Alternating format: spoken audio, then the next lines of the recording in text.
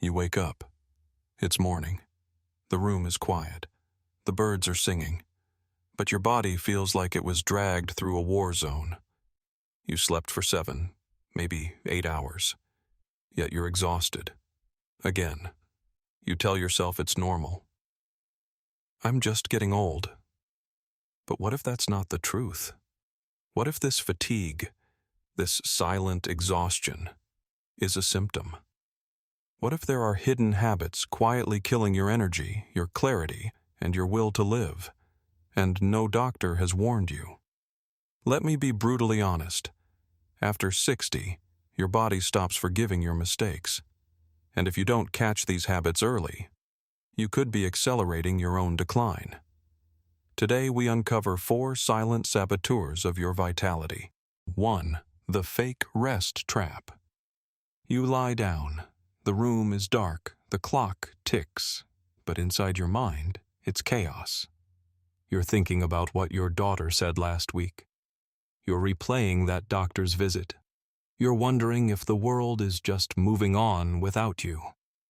And yet, you call this rest. Let me be clear. This is not rest. This is torture disguised as sleep. People over 60 often assume that being in bed for 7 and 8 hours means they've slept. But science shows something far more dangerous.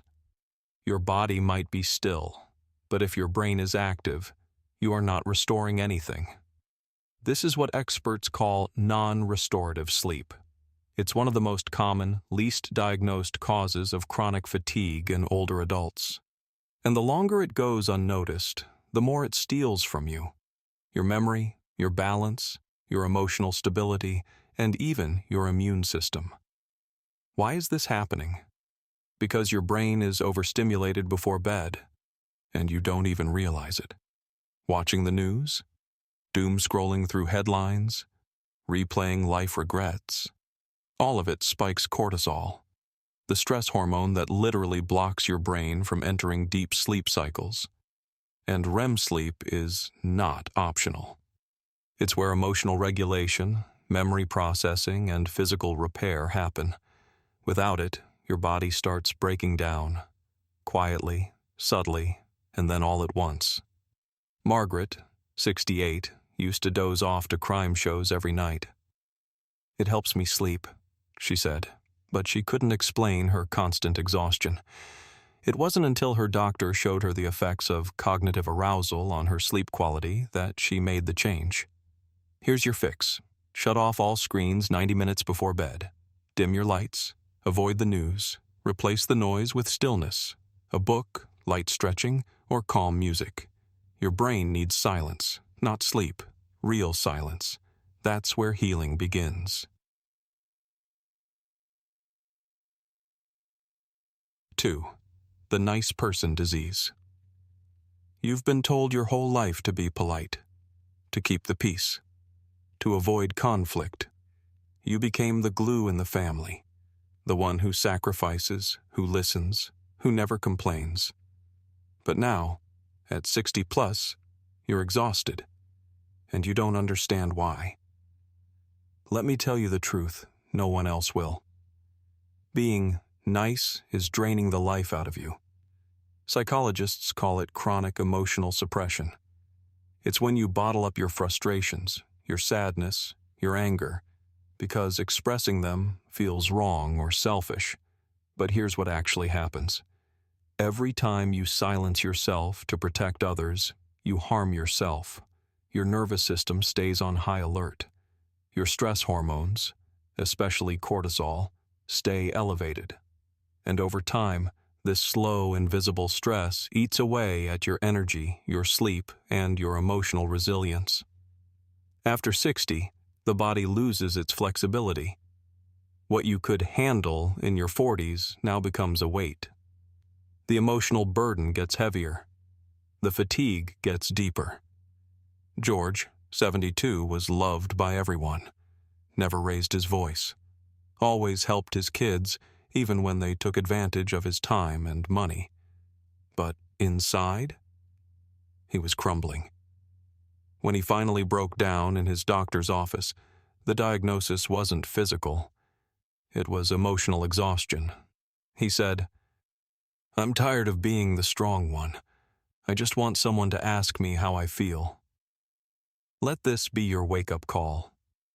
Being kind doesn't mean being invisible. Saying no isn't rude. It's self-respect. Feeling anger isn't weakness. It's human. Fix this now. Identify one thing you've been tolerating too long. And speak up. Practice saying no at least once this week. Write down your real feelings, even if you never show them. Your energy doesn't just disappear, it leaks through the silence. 3. The healthy food lie. You wake up and think you're doing everything right.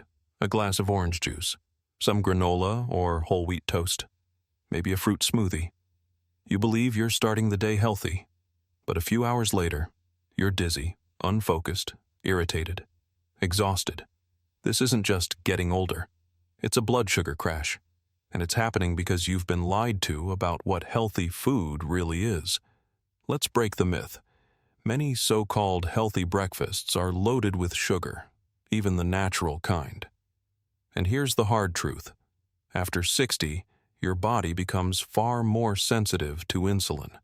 That means even a moderate spike in blood sugar from juice, cereal, or low-fat yogurt leads to a crash within 2-3 hours. What follows? Fatigue, brain fog, hunger, sometimes even panic or shakiness. You think you're tired because you're aging, but in reality, you're riding a roller coaster of glucose highs and lows, and your body can't keep up anymore. Linda, 66, used to skip protein because she was told it was heavy for breakfast. She stuck to her fruit bowl and toast. She couldn't understand why she needed a nap by noon or why her hands shook before lunch. Her nutritionist showed her the hidden sugar content in her light breakfast. Once she switched to eggs, spinach, and avocado, her afternoon naps disappeared. Here's your wake-up call. If your breakfast is spiking your blood sugar, your entire day is at war with your energy levels. Fix this now. Ditch the juice. Eat whole fruit instead, and only with fat or protein. Replace cereal and toast with protein, eggs, Greek yogurt, nuts. Add healthy fats, like avocado or olive oil, to stabilize energy.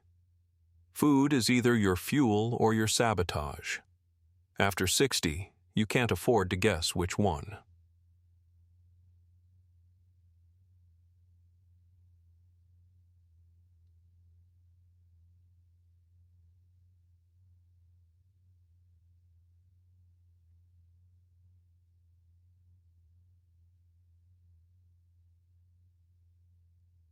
Four. The lonely routine. Curse. It starts slowly. You stop calling friends because they're probably busy. You skip the walk because it's too cold, too hot, or just too much effort. You stay in the same chair, watch the same shows, eat the same meals. And before you realize it, you've disappeared from your own life. This is not just boredom. This is social and emotional isolation. And it's one of the most underestimated causes of chronic fatigue in people over 60. Studies now confirm loneliness is as harmful to your body as smoking 15 cigarettes a day. It weakens your immune system, slows your metabolism, disrupts your sleep cycles, and worst of all, it tells your brain that you're in danger. Because to your ancient biology, being alone equals being unsafe. So your nervous system activates a stress response, even if there's no actual threat. The result? You feel tired all the time, not from doing too much, but from feeling like you don't matter. Robert, 74, lived alone. His daughter called on Sundays. That was it. When a neighbor knocked on his door after not seeing him for days, they found him sitting silently, awake but vacant. He hadn't eaten. He hadn't spoken. He said, I just didn't see the point. This is the cost of quiet isolation. Fix this now. Call someone, even if it feels awkward. Go outside once a day, even just to sit on a bench. Say yes to one invitation this week, even if it scares you. Join a group, a class, a church, anywhere people gather. Fatigue isn't always about sleep. Sometimes it's about connection, and without it, the soul starts to shut down.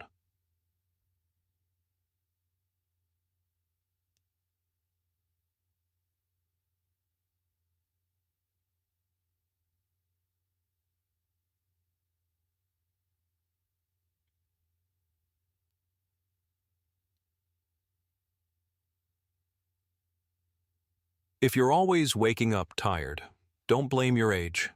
Blame the habits quietly eating away at your strength, your identity, your will to keep going.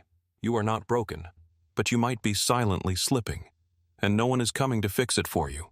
You have to make a choice, now, because the difference between waking up tired and waking up alive is just 4 small habits.